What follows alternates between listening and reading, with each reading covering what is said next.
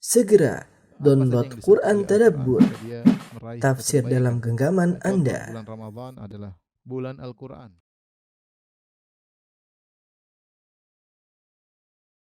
Bismillahirrahmanirrahim. Assalamualaikum warahmatullahi wabarakatuh.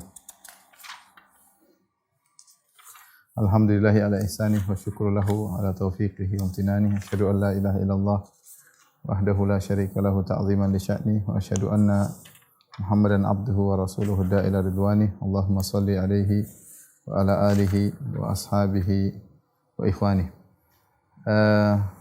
Ikhwan akhwat yang dirahmati Allah Subhanahu wa taala, para pemirsa yang dirahmati Allah Subhanahu wa taala. Kita melanjutkan bahasan kita dari Syarah Sahih Al-Bukhari, ya. Dan kita masuk pada bab berikutnya, bab salat ila sarir. Bab salat menghadap ke arah tempat tidur. Al-Imam Al-Bukhari berkata, qala haddatsana Utsman bin Abi Syaibah, qala haddatsana Jarir an Mansur an Ibrahim an Al-Aswad an Aisyah radhiyallahu taala anha ummul mukminin qala. Aisyah berkata, a'daltumuna bil kalbi wal himar, ya. Kalian menyamakan kami dengan anjing dan keledai. Laqad ra'ait, maksudnya Aisyah membantah orang-orang yang mengatakan bahwasanya kalau ada orang salat kemudian dilewati oleh wanita atau anjing atau himar maka salatnya batal. Maka Aisyah mengatakan kalian menyamakan kami para wanita dengan anjing, dianggap sama-sama membatalkan salat. Maka Aisyah membantah pemahaman tersebut dengan berkata, laqad ra'aituni muttaji'atan 'ala sarir. Sungguh aku pernah muttaji'ah, yaitu berbaring di atas tempat tidur. Fayaji'un Nabi sallallahu alaihi wasallam, lantas Nabi pun datang. Fayatawassatu sarir fayusalli. Kemudian Nabi sallallahu alaihi wasallam menjadikan sarir di tengah-tengahnya, tempat tidur di tengah-tengahnya, kemudian Rasulullah SAW salat, ya. Jadi intinya Aisyah tidur, Rasulullah SAW menjadikan tempat tidur di tengah. Ya, Rasulullah SAW begini, kiblat di sana, ya. Jadi Aisyah di tengah berbaring seperti ini, Rasulullah SAW seperti ini. Fa akrahu an asnahahu, dan aku tidak ingin bangkit. Kalau Aisyah bangkit maka akan berhadapan dengan Nabi, dan Aisyah tidak ingin mengganggu Nabi sedang salat. Fa ansallu min qibali rijalayya sarir hatta ansalla min lihafi. Maka aku pun mulai keluar dari tempat tidur dengan pelan-pelan. Jadi kalau Aisyah ini tempat tidur, Aisyah keluar pelan-pelan, ya, sehingga dia tidak bangun ketika mau turun dari tempat tidur, ya. Sampai aku pun keluar dari selimutku. Ini adalah dalil yang digunakan oleh Aisyah radhiyallahu taala anha untuk membantah pendapat yang mengatakan bahwasanya wanita kalau lewat orang sedang salat maka membatalkan salat, ya. Menurut Aisyah itu tidak benar, beda dengan anjing. Kalau anjing iya. Nah, apakah kalian mengatakan wanita akan membatalkan salat jika melewati orang yang sedang salat? Berarti kalian telah menyamakan wanita dengan anjing. Ini pendapat Aisyah. Sebagaimana kita tahu sudah datang hadis sebelumnya, kalau tidak salah hadis Abu Dzar, bahwasanya salat dibatalkan oleh wanita, kemudian anjing, al-kalbul aswad, dan himar. Adapun sisi pendalilan Aisyah radhiyallahu taala anha, tadi kita sebutkan, inilah misalnya ini tempat tidur. Aisyah berbaring seperti ini. Kemudian Nabi SAW salat menghadap Aisyah. Nah, Aisyah ketika bangun, dia tidak ingin bangun seperti ini, duduk. Misalnya dia duduk begini, maka dia akan berhadapan dengan Nabi SAW. Maka bagaimana cara dia untuk tinggalkan tempat tidur? Maka dia menjulur kaki pelan-pelan keluar dari tempat tidur. Nah, menurut para ulama, sikap Aisyah yang keluar pelan-pelan sementara Nabi di tengah, ini seakan-akan dia melewati Nabi sedang salat. Seakan-akan dia melewati, kan dia berada depan Nabi SAW. Nabi sedang berdiri dan dia kemudian melewati Nabi SAW pelan-pelan. Sehingga dia berpendapat bahwasanya wanita lewat tidak membatalkan salat. Ini dalil Aisyah radhiyallahu taala anha, dijadikan dalil oleh jumhur ulama bahwasanya ini menunjukkan ketika wanita lewat, kemudian misalnya anjing lewat, kemudian himar lewat, maka dia tidak membatalkan salat. Tuqta'us salat maksudnya bukan membatalkan salat tapi mengurangi pahala salat, ya. berdasarkan pemahaman Aisyah radhiyallahu taala anha. Ya.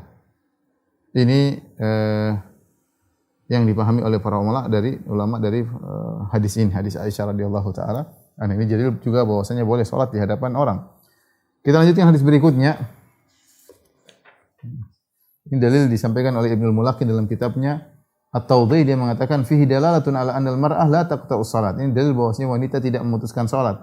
Li'anna silalaha min lihafiha kalmur baina yadil musalli. Karena Aisyah ketika keluar dari lihafnya, dari selimutnya, seperti dia sedang melewati di depan orang salat, dan ternyata Nabi melanjutkan salatnya.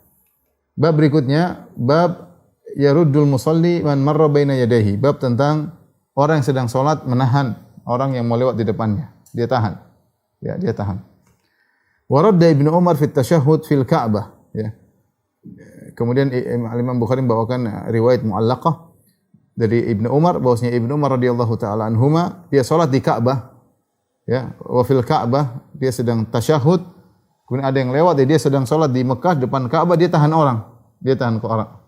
Wa qala inni in aba illa an yuqatilahu qatalahu. Dan Ibnu Umar berkata kalau dia enggan untuk tetap aja lewat, maka dorong dengan lebih keras. Maka qatalahu maksudnya, perkataan qatalahu ini maksudnya adalah menahannya dengan lebih keras. Maksudnya bukan memeranginya. Nanti akan kita bahas. Jadi hadis ini atau riwayat Ibnu Umar ini dijadikan dalil bahwasanya Ibnu Umar menahan orang yang hendak lewat padahal dia sedang di Mekah. Ini sudah kita bahas pada pertemuan lalu. Hukum asal Mekah, Masjidil Haram, Masjid Nabawi sama semua. Tidak boleh orang lewat depan orang salat, tidak boleh. Kalau orang lewat kita boleh menahan, kecuali dalam kondisi darurat. Seperti zaman sekarang para ulama berfatwa dan para salaf berfatwa seperti zaman sekarang, kondisi sangat padat di Masjidil Haram, maka kalau kita semua orang menahan maka sulit untuk terjadi kegiatan, orang mau tawaf, orang mau, karena masjid sesak. Dia mau pindah ke tempat yang sepi enggak ada. Sehingga ketika dia salat sementara orang lalu lalang, kalau orang suruh tunggu maka semakin sulit, dia harus pindah lewat sana, lewat sini, dan semakin sulit. Maka banyak ulama berfatwa untuk Masjidil Haram dalam kondisi sesak dan rame, maka tidak mengapa orang lewat di depan orang salat, dan tidak boleh seorang menahan orang lewat depannya. Ini fatwa, ya. Dan ini memandang pada dalil darurat tubihul mahdzurat, karena darurat. Ya. Sama seperti di Ka'bah, asalnya ketika kita tawaf kita tidak ikhtilat dengan perempuan, asalnya laki-laki sendiri, perempuan sendiri, asalnya saling menjauh. Tetapi kondisi sudah darurat, enggak mungkin kita mau dipisah laki-laki sendiri, perempuan sendiri, seorang tawaf dengan istrinya, seorang tawaf dengan ibunya, seorang tawaf dengan anaknya, ingin satu keluarga, oleh pisah repot, pisah mau ketemu lagi, kejadian ketemu di mana enggak gampang. Belum kalau musim haji, tidak ngerti bahasa Arab, tidak ngerti, diomongin enggak ngerti, manusia dari berjuta manusia dari berbagai macam negara yang tidak memahami bahasa Arab, terus orang-orang kampung dikasih tahu juga sulit, enggak gampang intinya. Intinya kondisi seperti itu menjadikan tawaf bahkan bercampur laki-laki perempuan ditoleransi karena darurat. Kita punya kaidah darurat tubihul mahdzurat. Darurat bisa menghalalkan yang terlarang sesuai dengan kadarnya. Tapi intinya kita kalau ke Mekah atau di Masjid Nabawi, kita berusaha tidak melewati orang salat sebisa mungkin, kecuali enggak ada jalan lain. Sebisa mungkin jangan lewat depan orang salat. Ya. Terutama kalau ternyata masjid masih sepi, enggak begitu ramai, masih banyak jalan. Masih banyak jalan. Ya, termasuk di Masjid Nabawi. Masjid Nabawi juga jangan kita lewat depan orang salat. Ya. Ini dipraktikkan oleh Abu Sa'id Al-Khudri. Abu Sa'id Al-Khudri menahan orang yang melewat dia ketika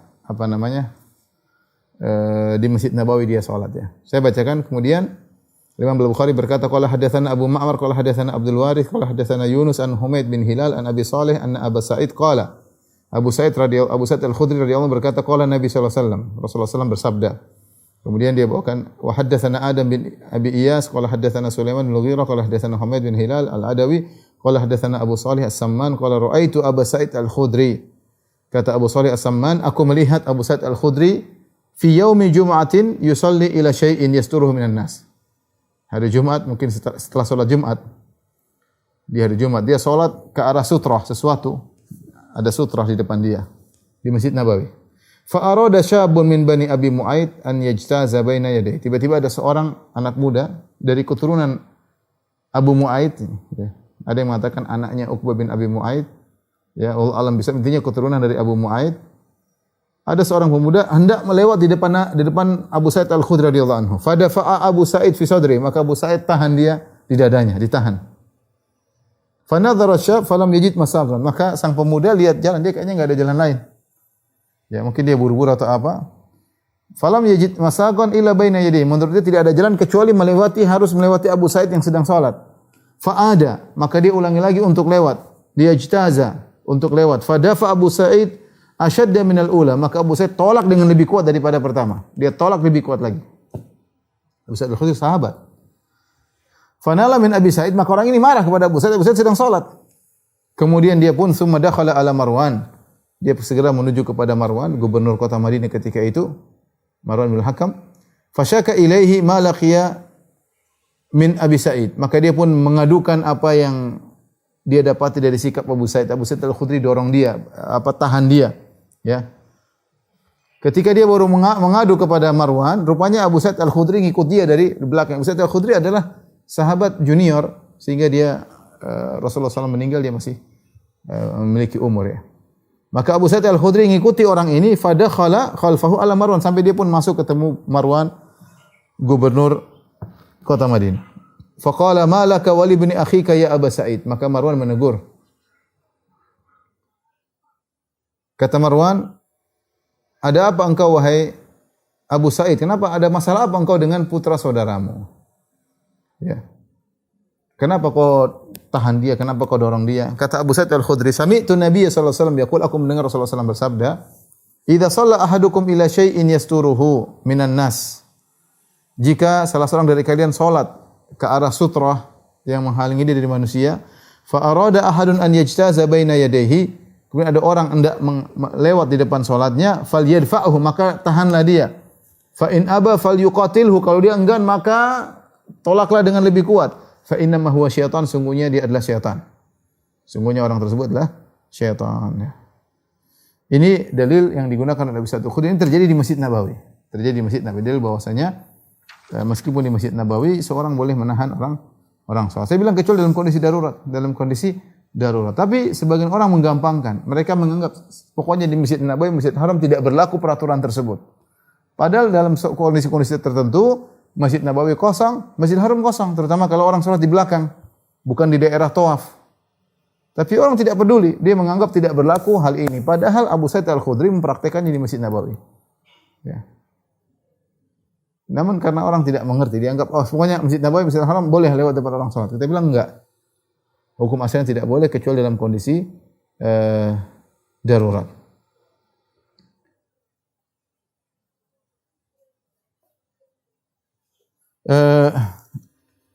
Ikhwan dan akhwat yang dirahmati Allah Subhanahu wa taala. Adapun sabda Nabi sallallahu alaihi wasallam, fa in aba falyuqatilhu, kalau dia enggan, dia masih terus mau lewat, maka falyuqatilhu, itu bahasa Arab artinya perangilah. Tapi ini semua ditakwil oleh para ulama, bukan maksudnya memerangi, tapi maksudnya mendorong lebih kuat lagi. Kenapa? Fa innahu syaitan. Dalam riwayat fa inna ma'ahu syaitan, sungguhnya dia bersama syaitan, atau dalam riwayat dia adalah syaitan. Maksudnya syaitan dia bersikap yang tidak sesuai, ya, keluar dari aturan Allah Subhanahu wa taala, atau ada syaitan yang bersama dia yang memprovokasi dia, memotivasi dia untuk lewat orang depan salat. Ya, dia memprovokasi orang lewat depan orang salat. Oleh karenanya maksud dari memeranginya bukanlah memeranginya, tapi maksudnya adalah menahannya lebih kuat lagi. Dan ini yang dijelaskan oleh para ulama, di antaranya dijelaskan oleh Ibnu Hajar Al-Asqalani rahimahullahu taala, ya.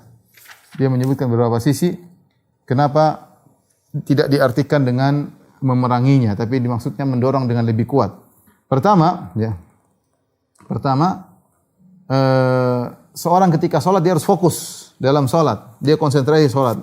Bukan berarti dia cabut pedang kemudian dia bunuh orang tersebut, enggak. Tapi dia dorong dan dia fokus dalam sholat. Jangan sampai dia fokus berkelahi. Kemudian para ulama ijma' juga, tidak boleh dia berjalan mengejar orang tersebut. Tidak boleh dia bertahan di tempatnya. Kalau ada yang lewat dia tahan. Ada yang lewat dia tahan lebih kuat, tapi dia tetap fokus melihat ke depan, dia sedang sholat. Bukan berarti kemudian falyuqatilhu maksudnya perangi, cabut pedang, kemudian kejar dia berantem dengan ini. Tidak, kamu sedang sholat. Ini menunjukkan maksudnya falyuqatilhu bukan artinya bunuh dia, tapi maksudnya tahan dia dengan kuat. Dan itu yang dipraktikkan oleh para sahabat. Abu Sa'id Al-Khudri radhiyallahu anhu ketika orang ini maksa lewat 2 kali, dia tidak berkelahi, tapi dia tahan lebih kuat, dia dorong lebih kuat ya. Dia dorong lebih kuat ya. Dan tidak sebagaimana pendapat sebagian fuqaha yang mengatakan kalau dia masih ngeyel lagi maka halal darahnya. Ini tidak pendapat yang tidak tepat, dikritiki oleh para ulama ya. Apakah gara-gara dia mau lewat orang salat darahnya jadi halal? Tentu jawabannya tidak. Tapi maksud Nabi falyuqatilhu fa in aba falyuqatilhu, kalau dia enggan maka tahanlah dengan lebih kuat lagi, maksudnya bukan memerangi tapi cegah dengan lebih kuat lagi karena bersama dia ada syaitan. Baik,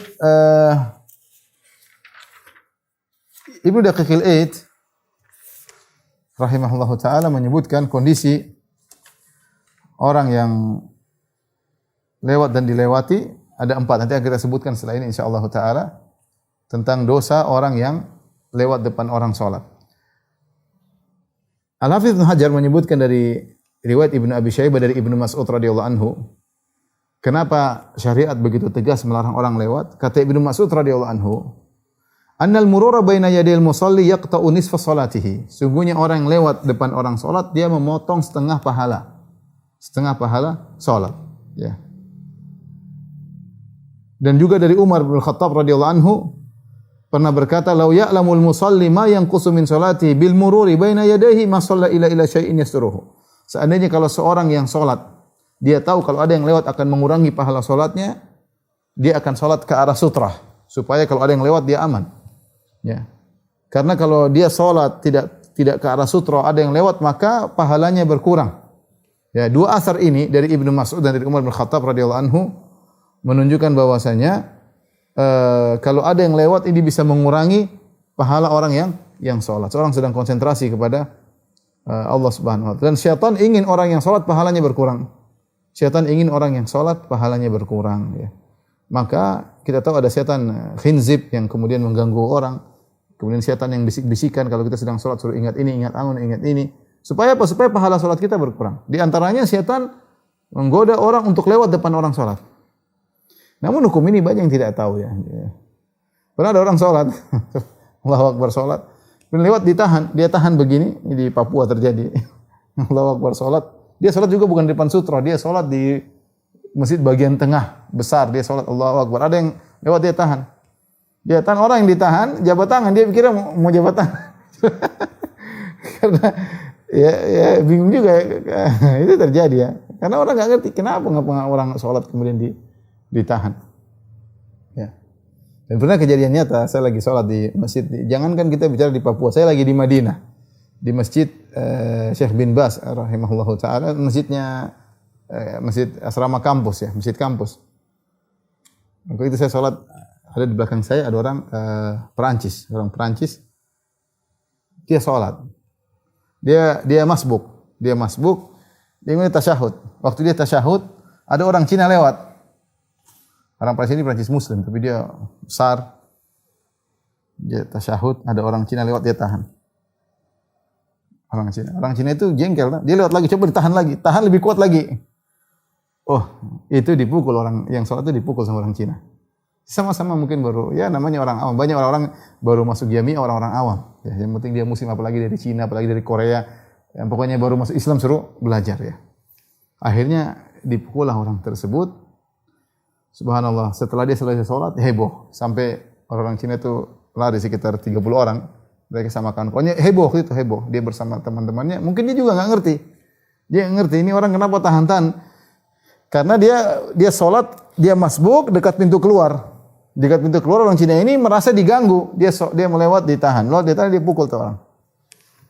Subhanallah, saya ketemu dengan kawannya orang ini, saya tanya, kau dari Prancis, kau masih ingat orang besar yang badannya gede, pernah rame waktu zaman berapa, sekian tahun yang lalu? Dia bilang, masih ya Firanda. Dia sekarang S2 di Ummul Qura. Masya Allah, itu orang yang apa? Ummul Qura apa di Riyadh, saya lupa. Pokoknya dia ambil S2 atau S3. Ya. Jadi memang banyak orang masih belum paham tentang hukum hal ini. Padahal ini bisa mengurangi pahala orang yang sedang salat. Bab berikutnya bab ismul mari baina yadayil musalli. Bab tentang dosa orang lewat di depan orang yang salat. Dosa ya. Dan mengurangi pahala orang yang salat, mengganggu konsentrasinya, orang sedang konsentrasi beribadah kepada Allah. Ini semua ikhwan menunjukkan salat adalah ibadah yang sangat agung. Karena salat adalah connecting seorang hamba dengan Allah Subhanahu wa taala. Segala hal yang bisa mengganggu hanya dijauhkan. Hendaknya dijauhkan.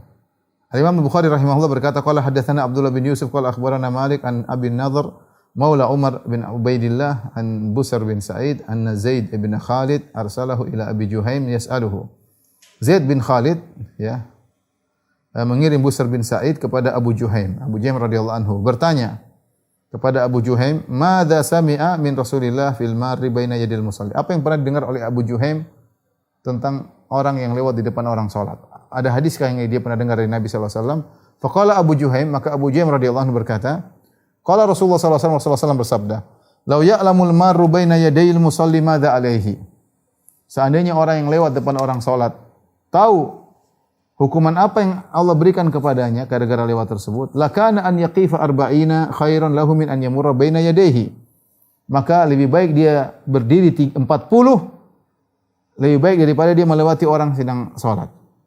Qala Abu Nadhr sang perawi berkata, la adri aqala arba'ina yawman aw syahran aw sana. Saya lupa apakah Abu Jaham berkata 40 hari, lebih baik dia berdiri 40 hari nunggu atau 40 bulan atau 40 tahun. Tapi tidak keluar dari ini. Kalau enggak 40 hari lebih baik berdiri nunggu atau 40 bulan atau 40 tahun lebih baik menunggu. Dalam sebagian riwayat ada tambahan minal itsm. Ya, intinya kalau seorang yang lewat tahu dosa yang akan didapatkan, lebih baik dia berdiri menunggu 40, entah 40 hari atau 40 bulan atau 40 tahun. Minimal 40 hari dan itu sudah cukup waktu yang sangat lama. Ya, ini menunjukkan bahwasanya melewati orang salat ini ancamannya keras ya. Ancamannya keras ya.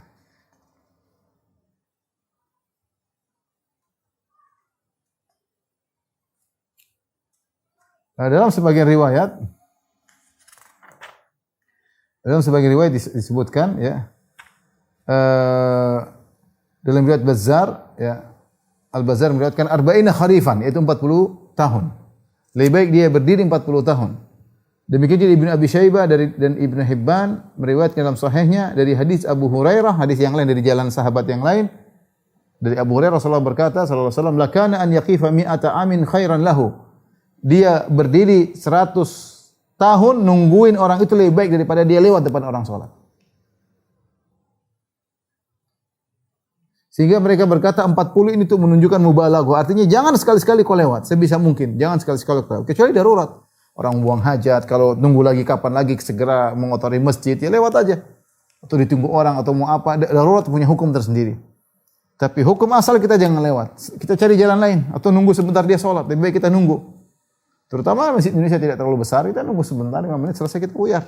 Daripada kita lewat depan orang sholat. An-Nawawi berkata rahimahullah taala, fihi dalilun ala tahrimil murur. Hadis ini menunjukkan tentang haramnya lewat depan orang salat. Fa inna ma'nal hadis an-nahyul akid wal wa'idu syadid ala dzalik. Karena hadis ini menunjukkan adanya larangan keras dan ancaman keras atas orang yang melakukannya. Intaha. Demikian perkataan Nawawi dinukil oleh Ibnu Hajar. Ibnu Hajar kemudian mengomentari perkataan Nawawi. Ibnu Hajar rahimahullah berkata, wa muqtadha dzalik an yu'adda fil kaba'ir. Konsekuensi dari hal ini menunjukkan lewat depan orang salat termasuk dosa besar. Yang bilang Ibnu Hajar rahimahullah. Mengomentari perkataan Nawawi rahimahullah taala, konsekuensi dari perkataan Nawawi bahwasanya lewat depan orang salat merupakan fil kaba'ir, dianggap termasuk dari dosa besar ya. Tentunya kita tahu bahwasanya dosa besar bagi orang sudah tahu hukumnya tapi kalau enggak tahu tentu beda hukumnya. Tidak tahu, tidak ngerti. Tadi saya bilang di Papua ada orang yang begini terus ada yang salamin. Kejadian lama sekali ya. Seperti tadi orang Cina mungkin baru masuk Islam dipikir cari gara-gara. Oh, saya mau lewat ditahan-tahan. Dia berkelahi. Dia enggak tahu kalau itu enggak boleh. Dia enggak tahu sunnah. Dia enggak ngerti. Dia pikir orang ini cari gara, lewat ditahan. Ditahan dipukul tuh orang. Dan orangnya dipukul dia tetap aja sholat. Dia tetap aja sholat sampai selesai. Jadi kalau dia sudah tahu hukumnya dan dia masih ngeyel, maka dikhawatirkan dia terancam dengan dosa besar. Taib Ibnu Daqiqil Id menyebutkan dari sebagian fuqaha dari Malikiyah, mereka menyebutkan kondisi tentang orang yang sholat dan orang yang lewat menjadi 4 kondisi. Ya. 4 kondisi. Yang pertama yaitu yang berdosa adalah yang lewat, yang sholat tidak berdosa. Yang kedua sebaliknya, yang sholat yang berdosa, yang lewat tidak berdosa. Tidak berdosa.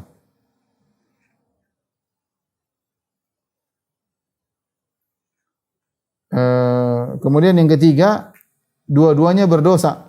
Dua-duanya berdosa. Yang keempat, dua-duanya tidak berdosa. Dua-duanya tidak berdosa. Contohnya, kata Ibnu Daqiq dari Malikiyah, jadi kondisi antara, ini disebut oleh Ibnu Hajar Fathul Bari, kondisi antara yang salat al-musalli, yang salat namanya al-musalli, dengan yang lewat, namanya al-mar. Al-mar. Ada 4 kata Ibnu Hajar rahimahullahu taala. Yang pertama, yang berdosa, yang sholat.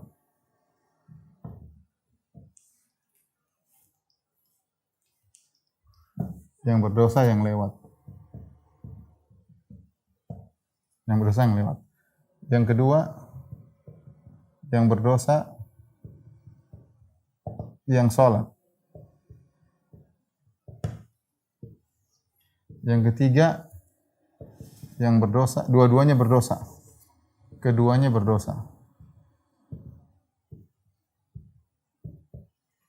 Yang terakhir, yang keempat, keduanya tidak berdosa.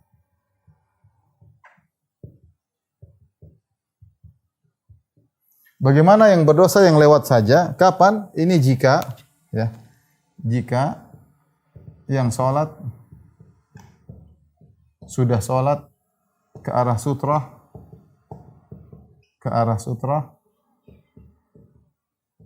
dan ada tempat lain untuk lewat orang.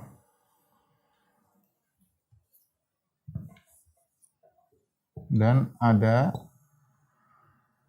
area lain untuk lalu lalang orang. Dia sudah sholat benar, dia sudah pakai sutrah, dan dia sudah menghadap sutrah, dan area lewat banyak. Kemudian ada orang lewat ini, dia tetap ngeyel lewat, padahal ada jalan lain. Bisa di belakang sutrahnya, bisa di belakang dia, ya. Tapi dia tetap ngeyel. Kalau begini yang berdosa yang lewat, yang sholat tidak berdosa, dia sudah jalankan sunnah. Saya pernah ada kasus di Masjid Nabawi, ada kawan sholat. Dia sholat Allahu Akbar. Dia padahal di belakang, maksudnya bukan di tempat keramaian. Ada anak kecil lewat. Dia tahan.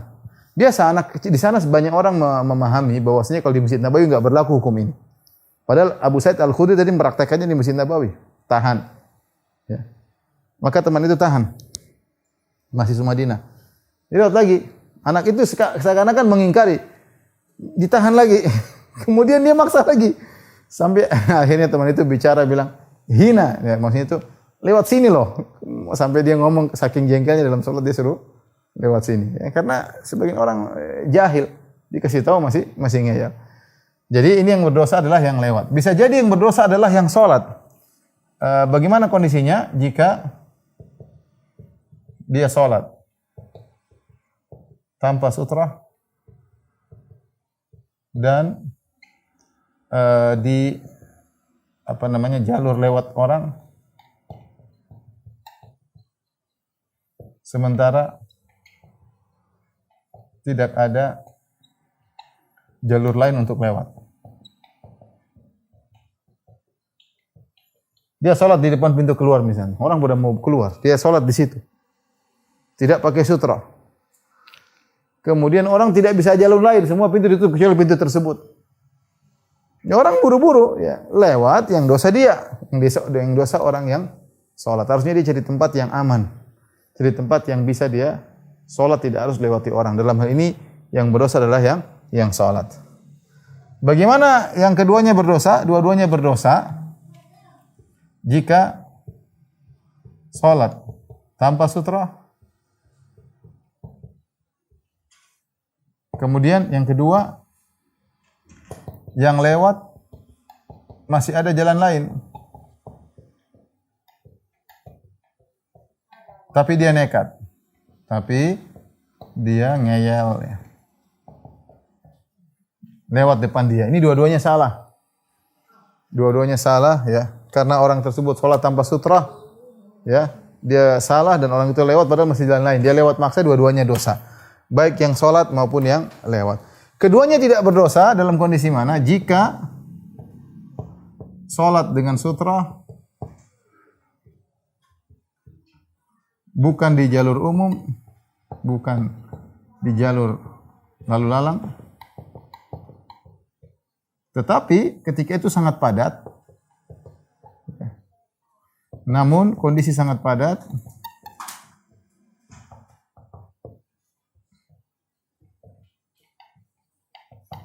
sehingga tidak ada jalur lewat lain, sehingga tidak ada jalur lain.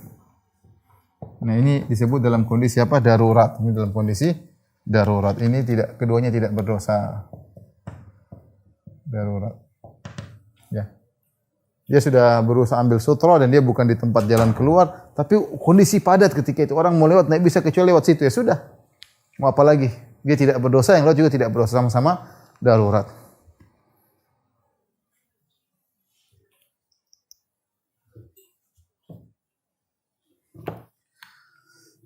Baik, kita lanjutkan bab berikutnya. Bab istiqbalil rajul, babun istiqbalur rajuli ar-rajula wa huwa yusalli. Bagaimana hukum seorang yang salat sutrahnya orang laki-laki? Dia jadikan orang sebagai sutrah. Wa kariha Utsman an yustaqbala ar-rajulu wa huwa yusalli. Utsman tidak suka jika seorang sedang salat dijadikan sutrah. Dia enggak suka. Wa inna ma hadza idza ishtaghala bihi. Ini dikhawatirkan ada orang salat kita jadikan dia sutrah. Makruh menurut Utsman, dia tidak suka. Kenapa? Khawatir kita suasana terganggu karena kita lihat dia sujud, kita lihat dia ruku, maka kita terganggu. Kecuali enggak ada sutrah yang lain ya. Enggak ada sutrah yang lain. Oleh karenanya ini di antara hal yang menjadikan sebagian ulama membolehkan ada sutrah-sutrah kayu di masjid selama tidak bikin ramai, tidak banyak-banyak, sesekali dalam kondisi tertentu. Ya, karena kalau dijadikan tiang sudah penuh, orang semua sudah penuh ya. Beda kalau di Masjid Nabawi dulu tiang banyak. Sekarang model bangunan kuat, tiang cuma beberapa sehingga orang banyak posisi di tengah. Daripada dia menjadikan manusia sebagai sutra, mending dia pakai tasnya. Itu kalau dia enggak bawa tas, mending dia pakai kayu yang disediakan ya. Ini sekedar bab sarana ya. Benar sebagian ulama mengatakan makruh, bahkan ada yang mengatakan haram, ada yang mengatakan bid'ah. Ini khilaf tentang menjadikan kayu di masjid untuk jadi sutra. Saya lebih condong tidak jadi masalah, dan itu sarana ya, tapi jangan terlalu banyak ya, jangan terlalu banyak sehingga seakan-akan kelihatannya kurang baik ya. Tapi kalau seperlunya ada hanya beberapa perlu di tengah-tengah kita letakkan. Kalau ada orang yang sholat dia tidak mendapati sutra, daripada menjadikan manusia sebagai sutra, mending dia menjadikan tasnya atau apanya. Kadang-kadang kita terpaksa sutra ya, kita jadikan kadang buku jadi sutra, kan enggak enak. Lebih baik kita punya ada kayu, kita jadikan sutra. Dan ini sama seperti hukumnya mihrab, sama seperti hukumnya sitar ya. Bela laki-laki di zaman Nabi juga enggak ada. Tapi itu sarana, bukan tujuan ibadah, itu sarana. Sarana. Beda dengan di zaman Nabi banyak sekali tiang sehingga orang cari sutra gampang, karena zaman dulu tidak ada konstruksi bangunan seperti zaman sekarang ya. Zaman sekarang ya. Dan seorang mengambil sarana untuk bisa menjalankan sunnah Nabi sallallahu alaihi wasallam itu baik. Rasulullah yang mengatakan, "Idza shalla ahadukum falyadnu ila sutrah." Ya. Atau falyusalli ila sutrah falyadnu minhu. Falyusalli ila sutratin falyadnu minha. Kata Nabi sallallahu alaihi wasallam, barang siapa yang salat maka hendaknya dia salat ke arah sutra dan dekat ke arah sutra tersebut ya. Jadi tidak mengapa insyaallah taala. Daripada menghadap seorang. Kenapa Utsman benci orang yang sedang sholat dijadikan sutrah? Ya, karena innama hadza idza ishtaghala bihi, karena ini bisa menjadikan dia kalau dia terganggu. Kalau dia tidak terganggu enggak apa-apa. Kata Imam Bukhari, kalau tidak terganggu enggak apa-apa. Tapi kebanyakan orang ketika dijadikan depan dia sutra, dia akan melihat gerakan orang tersebut. Sujud nanti kelihatan anunya, kelihatan gerakannya. Bisa jadi terganggu. Kita manusia. Fa amma idza lam yashtaghil, adapun jika dia tidak terganggu, tidak sibuk dengan melihat orang depan dia, faqad qala Zaid bin Thabit, kata Imam Al-Bukhari, maka Zaid bin Thabit radhiyallahu anhu pernah berkata, "Ma balaitu, aku tidak peduli. Inna rajula la yaqta'u salatar rajuli." Tidak jadi masalah menjadikan seorang lelaki sebagai sutra, ya, sebagai laki sebagai sutra.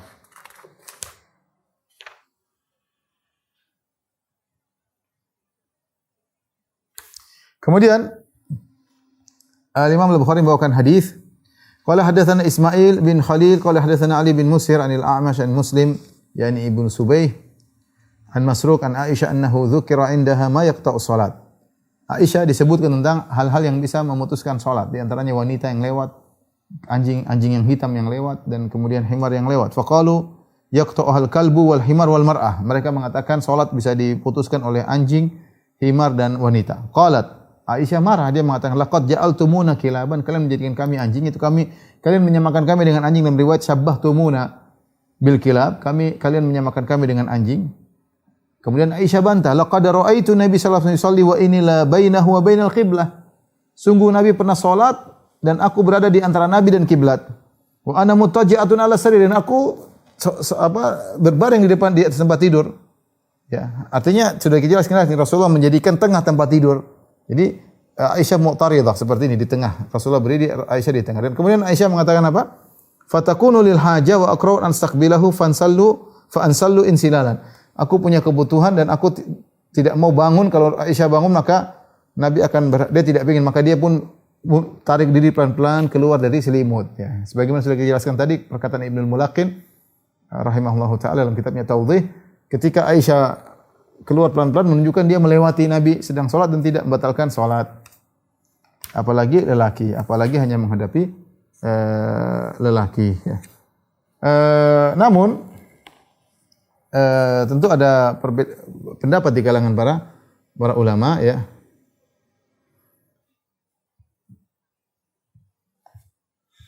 An-Nakhai berkata dan Qatadah, yasturu idza kana jalisan. Boleh kalau lelaki duduk, kita salat di depan lelaki tapi dalam kondisi duduk. Ya, ada yang mengatakan tidak duduk enggak ada masalah. Mau berdiri, mau duduk.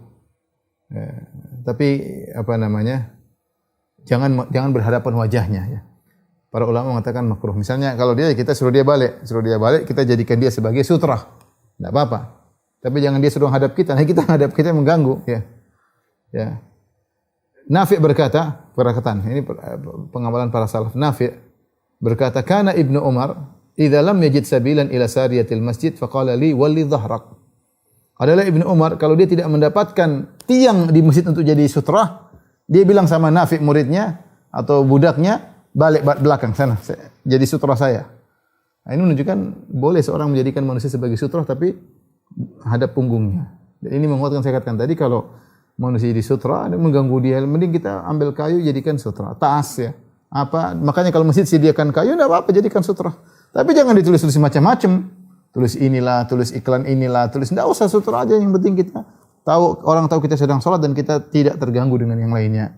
Bukan malah ditulis macam-macam, tulis iklan macam-macam, enggak. Ada gambar orang salat lah, gambar ini sudah, ini sutra.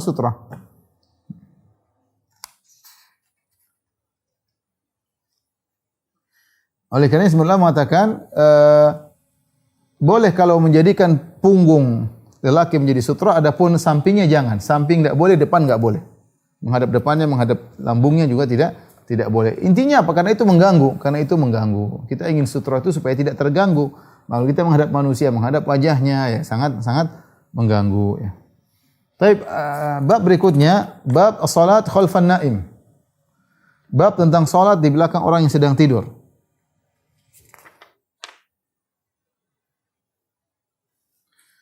Imam Bukhari berkata, qala haddatsana Musaddad qala haddatsana Yahya qala haddatsana Hisham qala haddatsani Abi an Aisyah radhiyallahu taala anha, ya.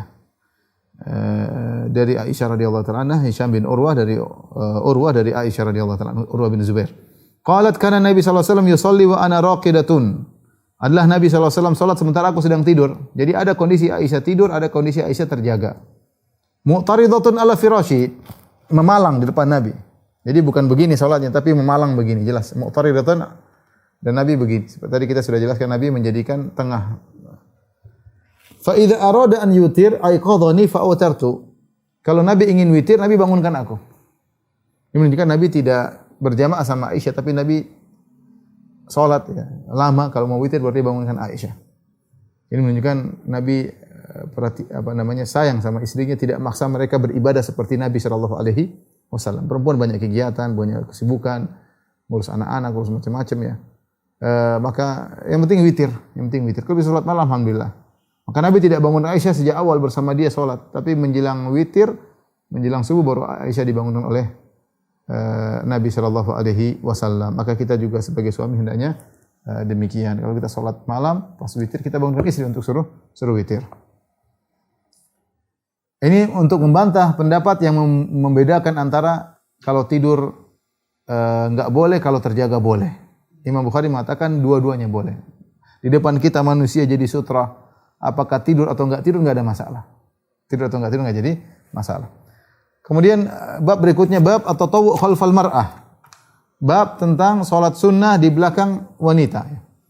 Qala haddatsana Abdullah bin Yusuf qala akhbarana Malik an Abi Nadhr maula Umar bin Ubaidillah an Abi Salamah bin Abdurrahman an Aisyah zaujin Nabi sallallahu alaihi wasallam, dari Aisyah radhiyallahu anha annaha qalat, Aisyah berkata, kuntu anamu baina yaday Rasulillah. Aku salat di depan Nabi sallallahu alaihi wasallam, wa rijlaya fi qiblatihi. Sementara kedua kakiku di arah kiblatnya. Fa idza sajada, yaitu di depan ada kaki di arah kiblatnya Nabi. Jadi Nabi salat, kakinya Aisyah begini atau begini, penting kakinya di persis di tempat sujudnya Nabi sallallahu alaihi wasallam. Fa idza sajada ghamazani fa qabatu rijlayya. Kalau Rasulullah mau sujud, Rasulullah sentuh kakiku sehingga aku melipat kedua kakiku supaya ada space untuk Rasulullah sujud. Fa idza qama basattuhuma. Kalau Nabi sudah berdiri, aku julurkan lagi kedua kaki. Qalat wal buyutu yauma idzin laisa fiha masabi. Kenapa saya lakukan demikian? Karena rumah-rumah ketika itu tidak ada lampunya. Saya tidak tahu Nabi kapan mau sujud kecuali setelah Nabi menyentuh. Oh ya. Ini dijadikan dalil bahwasanya kita boleh salat sunnah di depan kita wanita, tidak jadi masalah ya. Ini juga dijadikan dalil bahwasanya sebagian ulama seperti ulama Hanafiyah mengatakan bahwasanya menyentuh wanita tidak membatalkan wudu, karena Nabi menyentuh Aisyah radhiyallahu taala anha. Tidak disebutkan Nabi menyentuh, cari kain dulu baru menyentuh Aisyah, tidak. Bahkan dalam riwayat yang lain, Aisyah ketika terjaga di malam hari, Aisyah cari Nabi. Dia cari Nabi, khawatir Nabi kemana, ya. Tahu-tahu dia pegang kaki Nabi, Nabi sedang sujud, ya. Tidak disebutkan Aisyah pakai kain baru pegang kaki Nabi, pegang langsung. Dia pegang kaki Nabi secara langsung dan Rasulullah melanjutkan salatnya, dia tidak membatalkan salatnya. Ini menunjukkan bahwasanya sentuhan lelaki wanita tidak membatalkan salat, ya. Tidak membatalkan wudu. Ini menunjukkan bahwasanya rumah Nabi sangatlah sempit, sampai space untuk salat saja tidak ada, harus menunggu Aisyah melipat kakinya. Orang yang berkata, kenapa Aisyah tidak lipat kakinya terus? Karena ngapain lipat kaki terus? Nabi kalau sudah berdiri lama banget. Lama banget. Ya, mending dia julurkan kakinya. Karena kalau tidur kaki terlipat juga tidak enak. Dia julurkan kakinya ketika Nabi mau sujud, Nabi sentuh baru dia julurkan kedua kakinya. Dan ini sebagai peringatan kepada kita yang diberi anugerah oleh Allah dengan rumah yang luas, ya. Masya Allah, rumah ini ada ukurannya ini, kita mau sholat di bagian mana saja bisa. Tetapi masalahnya kita masih malas sholat dengan rumah yang luas, ya. Nabi SAW dengan rumah yang sempit tetap berusaha untuk selalu sholat meskipun space-nya terbatas. Ya. Tapi kita lanjut satu hadis lagi. Bab man qala la yaqta' salat syai'. Bab tentang pendapat yang mengatakan tidak satu pun yang bisa memutuskan salat. Mau perempuan, mau himar, salat tidak batal, salat tetap sah. Ini pendapat Imam Bukhari. Imam Bukhari rahimahullahu taala disebut fiqhul Bukhari fi tabwibihi. Fikihnya Imam Bukhari pada bab-babnya. Imam Bukhari punya istinbat, mengambil hukum yang menakjubkan dari hadis-hadis. Makanya dia sering potong-potong hadis, dia ngulang hadis karena dia mengambil hukum. Dan sering disebutkan bahwasanya Imam Bukhari membawakan ini untuk membantah pendapat yang mengatakan demikian. Imam Bukhari mengatakan demikian untuk membantah pendapat yang demikian. Imam Bukhari membawa hadis ini untuk membantah pendapat Hanafiyah misalnya. Ini menunjukkan Imam Bukhari orang yang faqih dan dia tahu tentang masalah mazhab, dia tahu tentang fikih, tahu pendapat para ulama sehingga dia merojihkan. Dia bukan hanya bawa hadis tanpa ilmu, dia punya ilmu dan dia tahu pendapat para ulama. Ya, sehingga ketika dia meletakkan hadis dengan hukum, ya, dia terkadang bantah pendapat ini, terkadang pendapat itu, ya, menunjukkan dia faqih, ya. Yang dibilang dia ahli hadis tidak faqih, dia ahli hadis dan dia faqih. Bahkan dia tahu aqwal ulama yang khilaf, dia tahu. Dan betapa sering Ibnu Hajar mengatakan dia membawa di sini untuk membantah pendapat ini, membantah pendapat Hanafiyah misalnya untuk pendapat orang berpendapat demikian, ya. Seperti tadi ada orang yang mengatakan bahwasanya beda antara kalau yang jadi sutroh orang tidur atau tidak tidur. Dia bantah bahwasanya orang tidur pun tidak jadi masalah. Tidak ada bedanya antara orang tidur dengan orang tidur yang tidak tidur. Contohnya ini dia membawa hadis bahwasanya ada pendapat yang mengatakan bahwasanya tidak ada yang membatalkan salat sama sekali. Mau laki-laki, mau perempuan lewat, mau himar, mau anjing hitam tidak membatalkan. Kemudian beliau berkata, qala hadatsana Umar bin Hafs, qala hadatsana Abi, qala hadatsana Al-A'mash, qala hadatsana Ibrahim al-Aswad an Aisyah radhiyallahu ta'ala anha. Tahwil qala Al-A'mash wa hadatsani Muslim an Masruq an Aisyah dzukira indaha ma yaqta'u salat. Dari Aisyah, hadis sudah berulang tadi. Sudah lalu disebutkan kepada Aisyah tentang hal-hal yang bisa membatalkan salat, yaitu al-kalbu, kalau anjing lewat batalkan salat, kalbul aswad maksudnya kalau anjing hitam, wal himar, keledai, dan al-mar'ah kalau wanita lewat juga membatalkan salat. Faqalat, kemudian Aisyah berkata, syabbahtumuna bil humri wal kilab. Kalian mau menyamakan kami perempuan dengan anjing-anjing dan himar dan keledai-keledai. Wallahi, kemudian dia bantah, wallahi laqad ra'aitu Nabi sallallahu alaihi wasallam wa inni ala sarir baina wa bainal qiblah muttaji'atan. Sungguh aku melihat Nabi salat antara aku dengan kiblat. Aku terletak antara Nabi dan kiblat. Dan aku sedang tidur terlentang berbaring, aku antara di atas tempat tidur dan aku antara Nabi dan kiblat. Fatabdulil hajah. Maka tiba-tiba aku punya keperluan, fa akrahu an ajlisa, dan aku tidak mau duduk, mau bangun dari tempat tidur duduk nanti khawatir berhadapan dengan Nabi. Fa'udhiyan Nabi sallallahu alaihi wasallam, maka aku mengganggu Nabi, konsentrasi Nabi sedang konsen salat. Kalau saya tiba-tiba bangun, Nabi terganggu. Ini istriku kenapa, mau kemana? Fa'ansallu min indi rijlaihi, maka aku pun pelan-pelan keluar dari dari tempat tidur, ya. Dan menunjukkan tidak mengapa menurut Aisyah wanita kalau lewat tidak membatalkan salat. Ini fikihnya Aisyah radhiyallahu taala anha. Demikian dalam hadis, ya. Qala haddatsana, kata Imam Bukhari, qala haddatsana Ishaq bin Ibrahim, qala akhbarana Ya'qub bin Ibrahim, qala haddatsani ibnu akhi ibnu Shihab annahu sa'ala ammahu anis salat yaqta'uha syai'. Faqala la yaqta'uha syai'. Ibnu Shihab bertanya kepada pamannya, apakah ada sesuatu yang bisa membatalkan salat? Kata pamannya, la yaqta'uha syai'. Tidak ada yang bisa membatalkan salat satu pun. Akhbarani Urwah bin Zubair. Urwah bin Zubair telah meriwayatkan kepada kami anna Aisyah zaujan Nabi sallallahu alaihi wasallam qalat, bahwasanya Aisyah berkata, istri Nabi, laqad kana Rasulullah sallallahu alaihi wasallam yaqumu fa yusalli minal lail wa inni la mu'taridatun bainahu wa bainal qiblah ala firasyi ahlihi. Sungguh Nabi salat malam dan aku terbentang horizontal, ya, antara Nabi dengan kiblat di tempat tidur keluarganya. Itu di depan Nabi sallallahu alaihi wasallam. Aisyah berpendapat itu tidak, kalau Aisyah kemudian keluar bangun melewati depan Nabi tidak membatalkan salat, ya. Tentunya saya katakan ada khilaf di kalangan para ulama tentang apakah himar, anjing wanita kalau lewat membatalkan salat. Mayoritas ulama mengatakan bahwasanya tidak membatalkan salat tapi hanya mengurangi pahala salat. Tentu dengan dalil yang mereka sebutkan, terutama fikih dari Aisyah radhiyallahu taala anha, ya, sehingga kata mereka maksudnya memotong salat, maksudnya memotong pahala salat. Demikian saja ikhwan dan akhwat yang rahmatillah subhanahu wa ta'ala yang bisa saya sampaikan. InsyaAllah kita lanjutkan lagi pada pekan berikutnya, masih dalam bab sutra. InsyaAllah pekan berikutnya adalah bab terakhir dari bab sutra sebelum kita masuk dalam bab mawaqitus salat, bab tentang waktu-waktu salat. Terus kita belajar tambah ilmu, ya. Kita buka cakrawala tentang ilmu hadis, ilmu fikih. Semoga menjadi pemberat timbangan kita di akhirat kelak. Demikian wabillahi taufiq wal hidayah. Assalamualaikum warahmatullahi wabarakatuh.